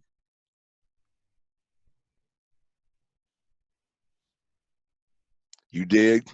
I dig it, man. I feel it. I wish I could hug you right now. Dude, Come to the Texas meetup. I can't. I got a warrant in Texas. I can't. You know what's funny though, Ben? And I've talked to a Texan about this. I think crypto will be the reason Texas finally secedes from the U.S. It'll give them the power they've been waiting for this whole fucking time to flex that power of secession. Texas will be the first country within the United States, or the first state within the United States to be its own country because of blockchain and cryptocurrency. They're sitting on the potential to be the epicenter for blockchain. They really are. If you think about it, over the last like 3 months, I think like 3 different companies have announced that they're launching mining facilities in Bitmain, Texas. the world's largest, Ben. Largest, Ben. It is what? 10 football fields or something like that. What? Yeah. Do people not realize what this means, bro? Like, yeah. Baby. That right there is the equivalent of Texas finding a shitload of gold. Yes, it is. They finally found some oil in that land, bro, and they're going all in on it, bro. And they could actually back a Texan dollar. Thank you, Ben. Fucking Bitcoin. Yes, and they will. They will, Ben. They will. You know why? Because in Canada, Alberta, and other places are already playing with their Alberta dollars and Calgary dollars and decentralized currencies that you can use in states. And Texas is perfect for the opportunities that cryptos provide. Well, we had it in our Constitution. We're the only state that was asked to join the Union. And we made a stipulation that we can leave at any time and the government can't stop us, U.S. government. But under Clinton, we gave that up. Well, no. Remember, laws are just shit written on pieces of paper. If Texas wanted to secede, there might be like some trade issues. Mexico would fit any need that the U.S. tries to. That's true. Are you serious? True. You're going to try to put an embargo on Texas? Mexico will say, show me the crypto. Yeah, show me the Bitcoin. And Venezuela would just be like, hey, if we could have some crops, that'd be great. Yep. You know, some corn, some fucking. I know. That's why I say Texas is in a really interesting situation right now when it comes to like political and technological innovations, because this giant mining facility isn't just the only one. Like Ben mentioned, there's multiple things being done in Texas. A lot of lobby power comes from Texas. And the rest of the country isn't going to be filing any kind of nationwide laws to prevent anything that Texas may have to lobby against. So you could thank Wyoming and Texas and Nevada for a lot of the things that aren't being imposed all around the world right now, or around the country, I should say. And pretty much why you see the bit license still just an issue in New York and not everywhere else. Yeah. Oh, let's talk about the Texas event. Yeah. This is the second annual, number 2. This is number 2, the Bitcoin Bend Texas meetup. It's all for charity. All of the ticket sales, all of the sponsorships, all of the booth fees, that all goes to charity for children. And we got a ton of people coming. There's me, Wild West Crypto Show. There's Litecoin Lisa. Satoshi Sean will be there, I guarantee it, because he's like right down the road almost. And I wish friggin' Bosak could be there. If there's a lawyer, if you find a lawyer in Texas at your meetup that wants to do any pro bono work for the blockchain community, tell that lawyer at your meetup to throw his services my way for free, and I will shill him for life. But I can't physically show up in Texas again. I already gave a lawyer $5,000, and they basically told me, you got to come back to Texas, and they're going to arrest you. I'm like, well, keep my money. Tell Texas to have a good day. Yeah, I don't blame you there. But it's this event we had like 800 people last year. Dude, it was amazing. Dude, crypto finally and BitBoy, like that was like the biggest. I can't believe I wasn't there for that moment. Yeah, and although it's Bitcoin Bend Texas meetup, it isn't about me. I just came up with the idea, and they got slapped on me, and I'm like, okay, I'll run with it. And it's education, it's music, it's celebration, it's community. Uh, we have events for like kids. We have it's everything that a cryptocurrency conference should be. The location looks really good this year too. Oh, dude, this island is badass. It is beautiful. It's so pretty out there. It's surrounded by a river. And I mean, you can swim. There's areas you can like rope swing. So, and this is Texas, and we don't give a shit. Ken, you can swim in February. I know. Yeah, dude. I was just in Miami, and we were in a pool that wasn't even like heated. It was just an outdoor pool, and I'm just like, no, this isn't. I got my air conditioning on, dude. Must be nice. I'm wearing a super thick hoodie just to stay warm. Yeah, you were talking about this is my warmest hoodie. I'm like, man, it was this or an actual jacket. Yeah, like a parka. That's the weather I'm in right now, man. Yeah, like I said, I wish I could come to Texas, and hopefully by next year I'll be legally allowed to. Again, I can't walk into a room I know that they're going to put me in a cage no matter what. No matter what I don't blame you. Yeah, no matter what I do, they're not going to hear me out. Like, I bought, like, for people listening, they're probably going to judge if they don't know, but, like, I got arrested with cannabis in an airport. But I legally purchased it in Canada where it's legal. I had a receipt, actually, for it. It was a vape pen. It wasn't like I had a whole bunch I was trying to smuggle. And I was on my way to Denver, Colorado, where cannabis is also legal. But my layover in Texas, where I showed up smelling like a friggin' dispensary they didn't appreciate, I got arrested for Schedule I narcotics on an international flight. It doesn't look good that Homeland Security is the one that actually took possession of me when I was arrested. So yeah, if I go to Texas, guys, I'm guaranteed to go to jail. So don't make me do it, Ben. Do a meetup in Philly. Let's do it.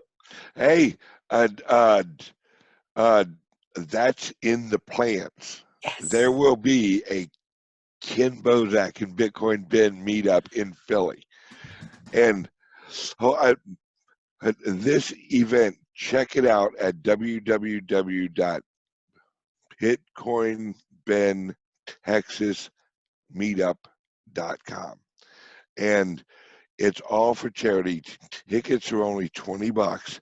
It all goes to charity. We got to pay for the electric and all the crap and everything we got coming. And shout out to the Divi project, which is our title sponsor. Thank you to the people at Divi. And please check out the website. And if you're anywhere near Texas, we're thinking we'll get probably 1,500 to 2,000 people this year. And if you're an influencer or if you have a channel, reach out to me on Twitter, and I gladly come on your channel. We can actually talk about the event, where people can get tickets. Let's raise some money for some kids and help out some kids in Texas at it's a ranch for like kids who have like mom and dads in jail and stuff. I think what you're doing for charity is really commendable, Ben. Like respect, bro. Appreciate. A lot of people in this space just want to get cash grab shit and do these meetups and stuff where they like to pocket it and get their Lambos themselves. And what you're doing by giving it up to charity is just really cool, man. Like I appreciate that, and it's really cool for mass adoption. Imagine the mainstream can't twist this for Silk Road publicity. They can't ignore what crypto is doing for the good. Speaking of charities and Divi, did you hear about the charities are doing in Mexico? All the schools and the computers and all that? I actually no, I didn't. What happened? It's huge. It's they're going to Acapulco this month, and then they have a charity where they're going into Mexican schools where they have like one computer for all the kids, and they're just putting in tons of computers, teaching kids about how to use them. It was Nick did it on his last update. It was towards the end, but their charities they work for or that they are putting money into is really a big deal. I always think masternodes and charities are going to be an interesting tax exemption in the future, where you set up a masternode, your returns are going to go to charity, and as your masternode gains value, when you decide to cash out, all your dividends that you've given to charity or the tax exemption, you get to keep it all now. Maybe you're probably going to get some money back because you gave it all to charity. So yeah. On my channel, I have been explaining how churches should set up masternodes to generate income. You know, oh yeah. It's all too new. It's all too new, man. They think, having the Vatican's, that's all they need. They don't realize the Vatican's going to have a printing press real damn soon. Yep. Oh, you want to wrap up? Yeah, it sounds good. Sean? Everyone head over to Ken's channel, Bitcoin Bez channel. If you're not already subscribed to him, then you're subscribed to mine, and that's weird. But head over to my channel. Any of Ben's or Ken's viewers, head over to Satoshi Sean. That's my main channel. And then I have the Cryptopolitan, where I do daily news reports from Cryptopolitan blockchain and cryptocurrency news website. I want to come to the meetup. It's April 4th. Come on. What are you telling me? What's going on? Come on, be honest. No, I can't be honest on stream with you. Yeah. I'm kind of a private person, man. You know stuff about me that other people don't know, that my friends don't know, that I kept rather secret. But I do want to see you, man. I also want to see Bix. I want to ask you about your trucker coin real quick. You're not building that with Bob Walker, are you? You're not involved in that, are you? Trucker coin? Yeah, you said a coin for the trucking industry on your last. Oh yeah, no. I know of a couple projects that are like doing it, but I'm not like involved in them. I don't. Last time me and Ben hung out, he got really drunk, and Bob Walker got really drunk, and I was sitting there, and they both just start talking, and they literally came up with the idea for this giant blockchain and crypto for the trucking industry. Like, yeah, dude, we could do this, and then we could use RDF chips for this, and they're like, yeah. And I was like, you know what though? When it comes to supply chain, it's definitely going to happen. There will be a trucking service blockchain for supply chain solutions, especially when all I think that is waiting for is the IoT to catch up. Garbage in, garbage out is the biggest problem for any supply chain. Doesn't matter if your truck's on the blockchain or not. If your driver can say that the temperature in the back was whatever he wanted it to say, even though it may have made the spoilage become spoilage, right? Like, so that's, people get bad milk or they want to know if it's the store's fault, the dairy farmer's fault, or the truck driver's fault. And the truck driver wants to make sure he can prove that his shit was up to par. And when he can do that with a good point on that, I did a story on the Cryptopolitan that the U.S. government is looking at blockchain for supply chain for the important shit. You know what I mean? If there's any theft, if there's anything missing on the serious stuff on their supply chain. First industry that will adopt this is going to be cannabis, and it's not going to be because they want to. It's going to be because they have to. The cannabis industry will be forced into being probably one of the first industries to fully adopt blockchain when it comes to supply chain. Well, I can tell you right now that the military already uses blockchain technology for tracking.